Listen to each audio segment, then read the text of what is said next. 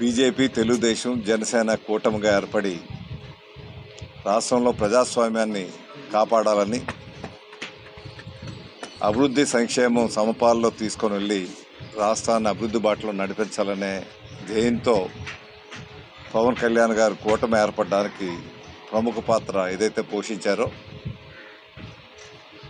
ఈ కూటమిని పూర్తిగా విశ్వసిస్తూ ప్రజలు సంపూర్ణమైనటువంటి సహకారాన్ని అందిస్తూ ఈ కూటమి విజయానికి తోడ్పడినందుకు ప్రజలందరికీ నా హృదయపూర్వక అభినందనలు, ధన్యవాదాలు. త్వరలోనే పవన్ కళ్యాణ్ గారు ఏదైతే ఆశించారో, ఏ రకమైనటువంటి ప్రభుత్వం రావాలని కోరుకున్నారో, పరిపాలన దక్షత కలిగినటువంటి చంద్రబాబు నాయుడు గారిని ముఖ్యమంత్రి కావాలని కోరుకొని బీజేపీని కూడా పొత్తులో భాగస్వామ్యం చేసిన ప్రయత్నం సఫలీకృతం కాబోతా ఉంది. త్వరలోనే చంద్రబాబు నాయుడు గారు ముఖ్యమంత్రిగా ప్రమాణ స్వీకారం చేయబోతా ఉన్నారు. ముఖ్యంగా ఇరిగేషన్ ప్రాజెక్ట్స్ ఏవైతే ఉన్నాయో, ఉత్తరాంధ్ర అనేసరికి బాగా వెనుకబాటుతనానికి ప్రతినిధిగా మిగిలిపోయింది. వలసలు ఎక్కువగా ఉంటున్నటువంటి ప్రాంతం ఏదైనా ఉందంటే ఈ రాష్ట్రంలో ఉత్తరాంధ్ర. అత్యంత తక్కువ శాతం విద్యా అవకాశాలుండి, లిటరసీ రేట్ తక్కువగా ఉండి, ఆదాయ వనరులు తక్కువగా ఉండి, వ్యక్తిగత ఆదాయం తక్కువగా ఉన్నటువంటి ప్రాంతం ఉత్తరాంధ్ర. ఈ ఉత్తరాంధ్ర అభివృద్ధి సాధించాలంటే మళ్ళీ మనకి ఎక్కువ శాతం వ్యవసాయం మీద ఆధారపడినటువంటి కుటుంబాలు ఎక్కువ ఉన్నాయి. అవి కూడా చిన్న చిన్న కమతాలుగా ఉన్నటువంటి కుటుంబాలు. వ్యవసాయాన్ని పూర్తి స్థాయిలో ప్రతి పంటకు, ప్రతి ఎకరాకి నీరు రావాలంటే ఉత్తరాంధ్రలో ఉన్నటువంటి ఇరిగేషన్ ప్రాజెక్టులు పూర్తి కావాల్సినటువంటి అవసరం ఎంతైనా ఉంది. ఈ పరిస్థితుల్లో గత 5 సంవత్సరాల్లో చూస్తే ఉత్తరాంధ్ర పూర్తిగా నిర్లక్ష్యం కాబడ్డది.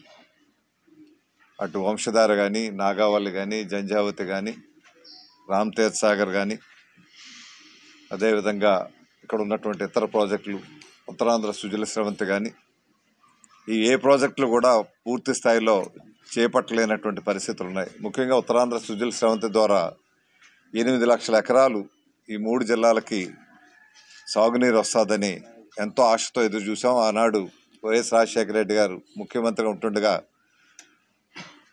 దానికి 7,200 కోట్ల రూపాయలు మంజూరు చేసి శంకుస్థాపన కూడా వేయటం జరిగింది.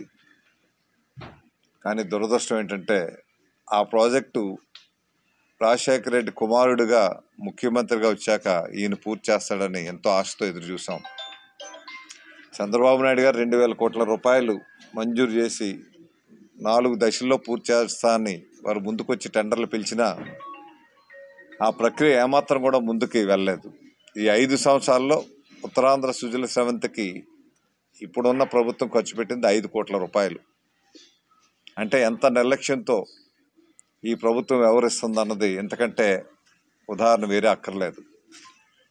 అంటే స్వయాన తండ్రి మొదలుపెట్టినటువంటి ప్రాజెక్టు పూర్తి చేయాలనే ఆలోచన కాదు, అసలు మొదలు పెట్టాలనే ఆలోచన కూడా లేనటువంటి ముఖ్యమంత్రి రాష్ట్రంలో ఉండడం మన దురదృష్టకరం. ఒకవేళ పోలవరం ప్రాజెక్టు రాజశేఖర రెడ్డి గారు మొదలు పెడితే చంద్రబాబు నాయుడు గారు అది పూర్తి చేయడానికి సుమారు 72% పూర్తి చేయడానికి కావాల్సిన విధంగా ఆయన ప్రాజెక్టు తీసుకువెళ్తే, ఈ ప్రభుత్వం వచ్చాక కనీసం మిగతా 2023 కంతా ఈ ప్రాజెక్ట్ పూర్తవుద్ది అనుకున్న పోలవరం, కానీ ఉన్నటువంటి ప్రాజెక్టే ఏ పనులు చేయకపోవటం వల్ల అక్కడ ఆల్రెడీ కట్టినటువంటి కాఫర్ డ్యామ్ డ్యామేజ్ అయింది, ఎర్తకం రాక్ ఫిల్ డ్యామ్ కూడా డ్యామేజ్ అయింది. ఏ పనులు కూడా పోలవరం జరగలేదు. నిర్వాసితులకి ఇచ్చే డబ్బు కూడా ఇవ్వలేనటువంటి పరిస్థితి ఉంది. ఉత్తరాంధ్రకు సంబంధించి గత 5 సంవత్సరాల్లో ఈ ప్రభుత్వం ఇచ్చేది సుమారు 3,200 కోట్ల రూపాయలు బడ్జెట్లో కేటాయించింది. వాస్తవానికి ఖర్చు పెట్టింది 500 కోట్ల రూపాయలు మాత్రమే. For more videos like this, subscribe Big TV channel.